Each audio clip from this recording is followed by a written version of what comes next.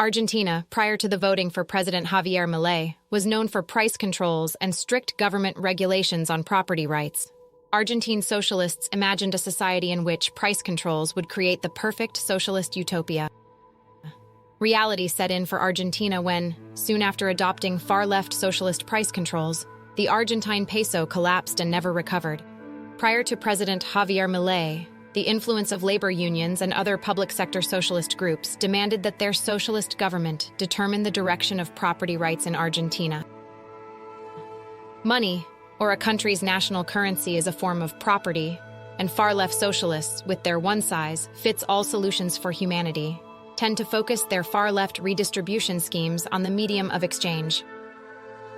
The US dollar is outside the control of the Argentine government, so the then candidate for president, Javier Milei, focused his political campaign on dollarization. The Argentine government's price control schemes cannot inflate or deflate the international trading value of the US dollar. What dollarization symbolizes for Argentines would be the avoidance of far-left socialists and their fiscal incompetence. The Swiss Constitution, which was heavily influenced by the US Constitution, assured liberty to its citizens by limiting the power of the federal government. This is one of the crucial reasons why the Swiss franc remains one of the strongest currencies in the world. Money is not only a medium of exchange, it's a status of ownership and represents property that belongs to you. If the federal government can dilute the value of your property to pay itself and its elitist friends first, the federal government is stealing from you. Prior to Javier Milei, Argentina did not simply have inflation problems, the country had hyperinflation problems, stemming from their country's adoption of a socialist system called Peronism.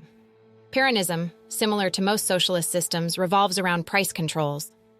Juan Perón, to whom Peronism is attributed, believed in the labor movement. Juan Perón, being an Argentine, obviously believed in nationalism, which is why many have conflated Peronism with Argentina's version of National Socialism.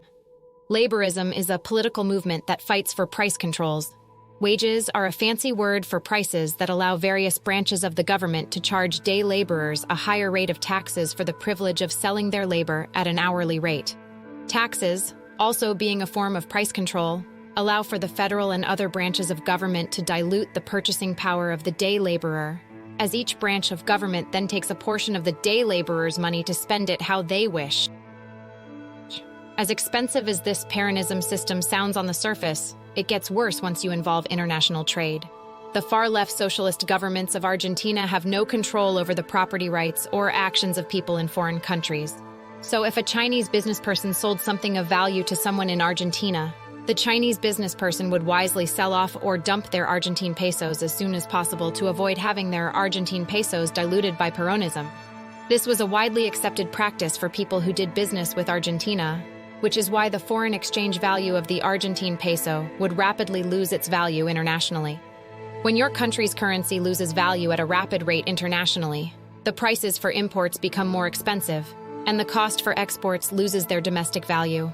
President Javier Milei, by addressing legal tender laws in Argentina, liberated Argentinians who were forced to use a currency designed to finance the Peronist elites. Austerity measures historically have been a tough sell for politicians. Anarcho-capitalism is a political philosophy that seeks to return the economy of the Western world to the anti-slavery ideal it was initially designed for.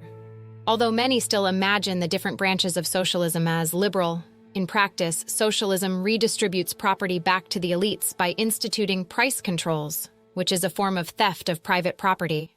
The government should never be allowed to dilute your property or your rights, which is what socialism, which is anti-capitalism, seeks to achieve. Capitalism revolves around working for capital, and so the goal of the socialists is to convince you to work for the collective good of whatever collective ideal they're trying to sell to you at the time. Price controls do not protect the working class. Price controls protect the elites from losing collective control of the working class. Price controls steal your time, rob you of your labor, steal your property, and reward you with far-left political slogans to repeat to yourself. In the case of Argentina, their prior brand of socialism was such an abject failure that austerity measures were voted for in record numbers by the Argentinian people. On this channel, we discuss price controls in all their forms. Our goal is to get you thinking more clearly so people in authoritative positions can no longer manipulate or steal from you without you knowing about it. Please like, share, subscribe, and comment.